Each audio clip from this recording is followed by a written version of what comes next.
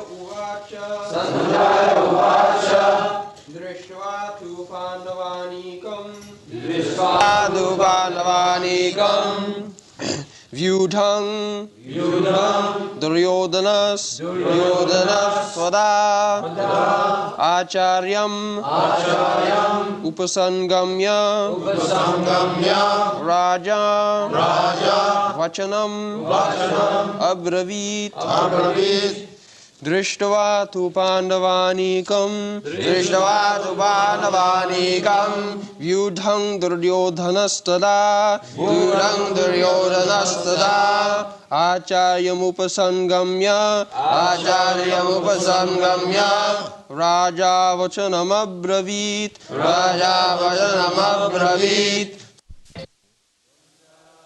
Sañjaya said, Drishtva, after seeing two, but Pandava Anikam, the soldiers of the Pandavas, Vyudhang, arranged in military phalanx, Duryodhana, King Duryodhana, Tvada, at that time, Acharyam, the teacher, Upasangamya, approaching nearby, Rāja, the king, Vachanam, words, Abravīt, spoke. Translation: Sañjaya said, O king, after looking over the army gathered by the sons of Pandu, King Duryodhana went to his teacher and began to speak the following words.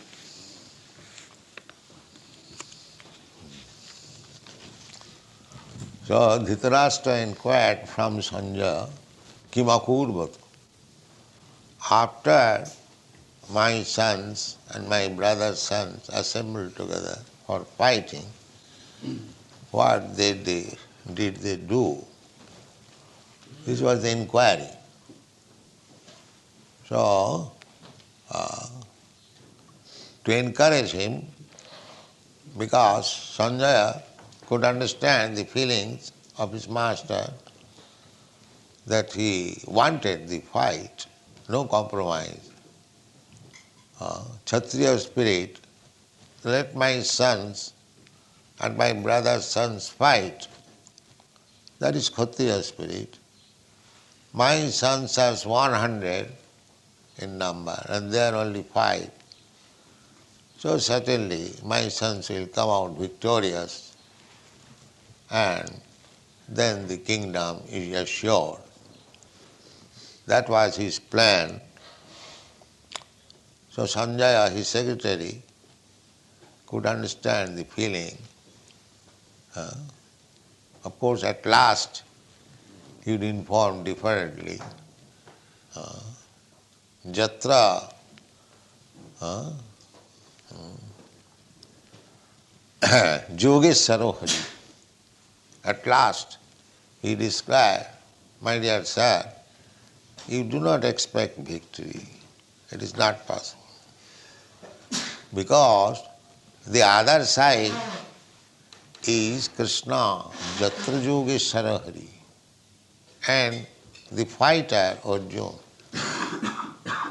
So it is beyond your expectation of victory. But in the beginning, he says, don't be discouraged. There was no compromise. Immediately, your son, Duryodhana, and he is addressing himself as Rāja. Because Dhṛtarāṣṭra would be encouraged when at least he thinks of his son becoming the king. Therefore, he said, Rāja. So, Drishtva tu Pandavanikam. Duryodhana did not expect that the Pandavas would be able to accomplish military strength so nicely because they were bereft of all sources. Their kingdom was taken away, their money was usured, they are sent into the forest, so many tribulations. But the foolish Duryodhana did not know that above all there was Kṛṣṇa on that side. That he could not calculate. Therefore, when he saw the Pandavas are well equipped with good number of soldiers, Pandavanikam, he was a little surprised. How they could gather so many soldiers. So immediately, to consult the commander-in-chief, Dhṛtarāṣṭra. Dhṛtarāṣṭra was everyone's teacher, Acharya. Acharya means teacher. Acharyam upasangam. The military teacher. So Duryodhana, he was military teacher of the Pandavas also. When all of them were children, they were given under the instruction of Dhṛtarāṣṭra. Dhṛtarāṣṭra was Brahmana, but he knew the military art.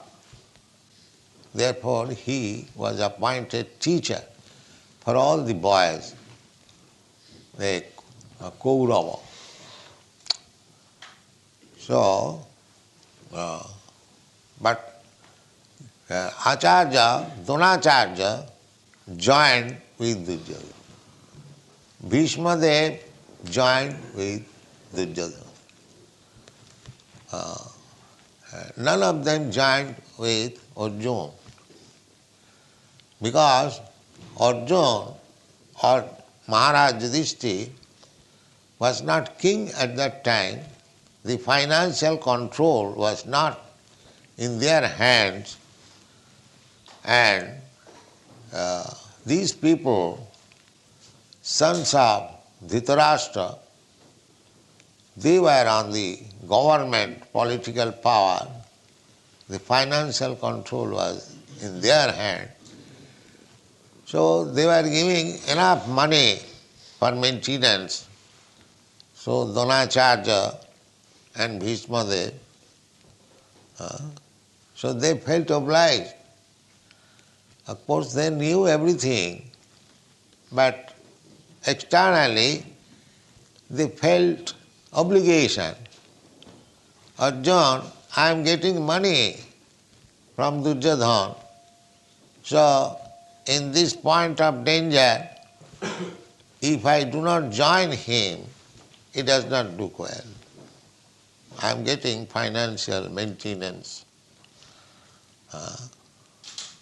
Of course, Arjuna did not ask him. Arjuna was satisfied with Kṛṣṇa. That's all.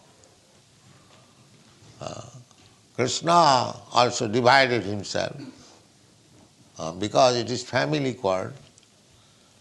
So he said, I cannot take part with anyone. And even if I take part, side of any of you, I shall not fight. Directly I shall not fight. I may be on your side or that side, but I will not fight. Still Arjuna was satisfied. So Kṛṣṇa, in order to satisfy Arjuna, that I shall not fight, but I shall become your chariot. I shall drive your chariot. So in this way, the battle was arranged, and when Dhṛtarāṣṭra inquired, Kim akurvata Sañjaya, what did they do? He says, so don't be disappointed. There was no compromise. Immediately your son, after seeing the military arrangement of the Pandavas, he was surprised and immediately went to Dhṛtarāṣṭra. He is the commander-in-chief appointed first. What to do? Rāja vachanam abravīt. Then he began to speak, to inform Dhṛtarāṣṭra.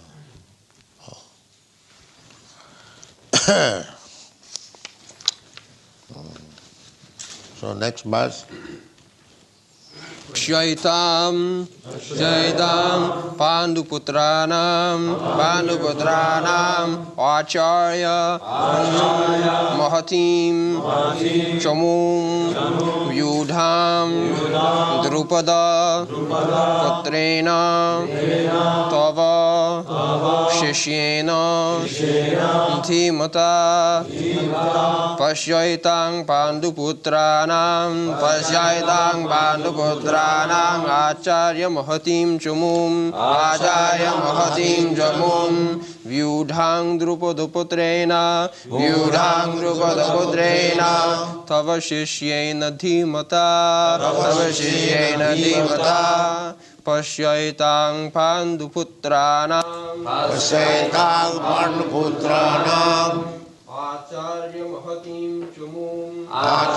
Mahatim Chamum Vyudhang Dhṛupada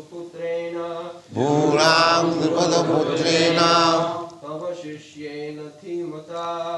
Shishyena Dhīmata Pasyaitang Panduputranam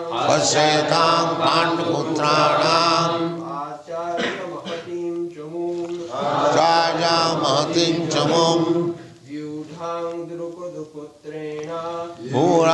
Dhṛupada Putrena Tava Shishyena Dhīmata Pasyaitang Panduputranam Acharya Mahatim Chamum Vyudham Dhṛupada Putrena Tava Shishyena Dhīmata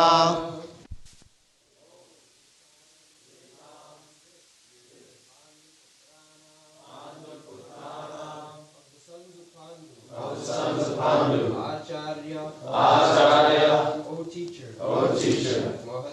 Mahatim, great, Chamum, military force, Yudham, arranged, Dhṛupada Putrena, by the son of Dhṛupada, Tava, your, Shishyena, disciple, Dhīmata, very intelligent. Translation. O my teacher, behold the great army of the sons of Pandu, so expertly arranged by your intelligent disciple, the son of Dhṛupada.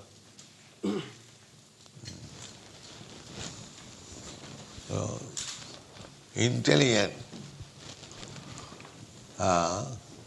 This son of Dhṛupada, he was meant for killing Dhṛtarāṣṭra. Dhṛupada Maharaj was not in good terms with Dhṛtarāṣṭra. So he performed a yajna to get a son who could kill Dhṛtarāṣṭra. That son is this Dhṛupada. So Dhṛtarāṣṭra knew that Dhṛupada Maharaj has got his son, in future he would kill me. Still, when he was offered to become his disciple, to learn military art, he accepted. Yes. That means the Brahmanas are so liberal. When he is coming as my disciple, never mind, he would kill me in future, that doesn't matter, but I must give him teaching. Therefore this word is used, dhīmata, very intelligent. He has learned the military science from you just to kill you. Dhīmata, tava sishyena, your disciple, he has arranged. This is the pointing out. So that he may be angry. This rascal has learned from me and he wants to kill me. But no, duty is duty. After all, everyone will die. Nobody will exist. So nobody should be afraid of death. This is Vedic civilization. Death is inevitable, as sure as death. Who can avoid death? So, being afraid of death, we should not deviate from our duties, real duty. That is Vedic civilization. So, Duryodhana wanted to point out that this boy, your disciple,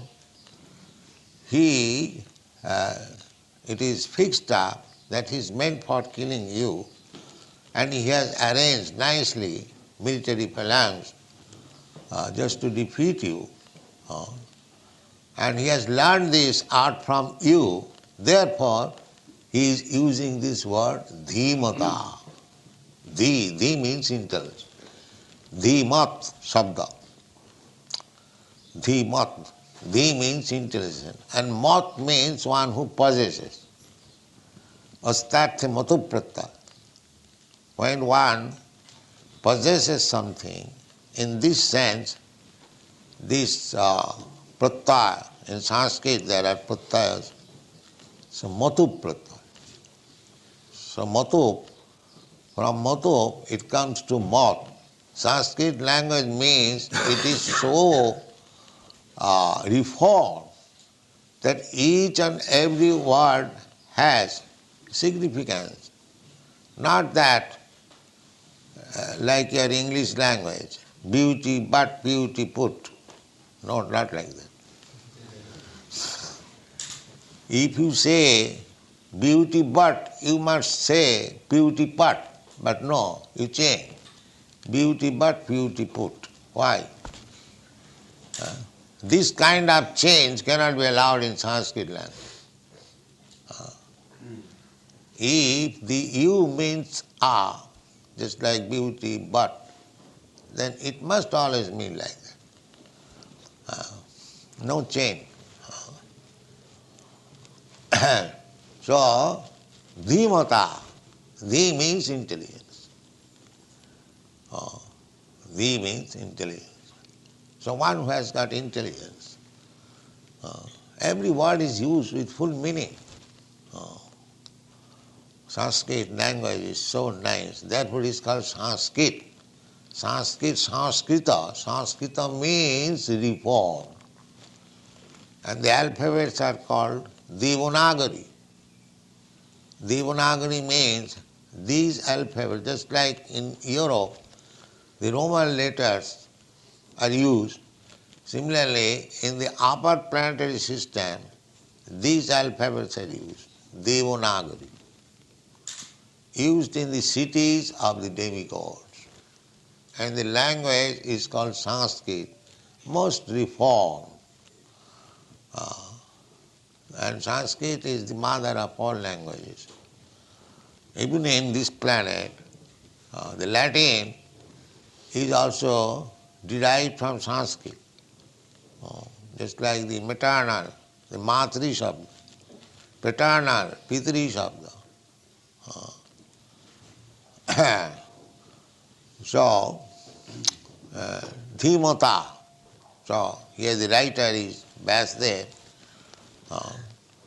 So, every word is selected either in Bhagavad Gita or in Śrīmad-Bhāgavatam or the Puranas, all writings, Mahabharata, each and every word is used just like weighing in the balance. There should be so many words should be in the beginning, so many words should be in the end, not whimsically. That cannot be allowed. That is called Sanskrita Sahitya, literary. Just like Chaitanya Mahaprabhu, when he was hearing Keshav Kashmiri, as soon as there was little discrepancy, Bhavani Bharta, immediately he criticized and repeated it. Sanskrit language is so nice. Pasyaitang Panduputranam, Acharya, my dear teacher, just see how many military soldiers are standing there on behalf of the Pandavas, and they have been arranged by your desire, who is meant for killing you. So just remember, that means you become more strong, that this boy and the other party may not kill you. But Duryodhana does not know that the death does not depend on military strength or bodily strength. When death will come, nobody can check. Death is God. When Kṛṣṇa desires that this man should be killed now or he must die now, nobody can check. Rakhe Kṛṣṇa mare Kṛṣṇa rakhe ke. If Kṛṣṇa desires to kill somebody, nobody can give him protection. No power. And if he wants to save somebody, nobody can kill him. This is Kṛṣṇa's protection. Therefore, this big commander-in-chief, Dronacharya and Bhishma Dev, Kṛṣṇa, they were very big, powerful commanders. Arjuna was nothing before them. Arjuna was just like Parikshit Maharaj compared that my grandfather was just like an ordinary fish, and these soldiers, these commanders, just like Timingal. Timingal, there is a fish, we get information from Vedic literature. Very big fish. They swallow the whales. Timi means whale fish. And Timingal means just like small fish are swallowed up like this. So just imagine how big such fish is. So these commanders, Kṛṣṇa, Dronacharya and Bhishma, were compared with the Timingal. And Arjuna, although very powerful, he was compared with Timi. So Parikshit Maharaj admitted that it was not possible for my grandfather to win over the battle before these big commanders. It is only by the grace of Kṛṣṇa he was saved. So the conclusion is, if Kṛṣṇa saves, nobody can kill. And if Kṛṣṇa wants to kill, nobody can save.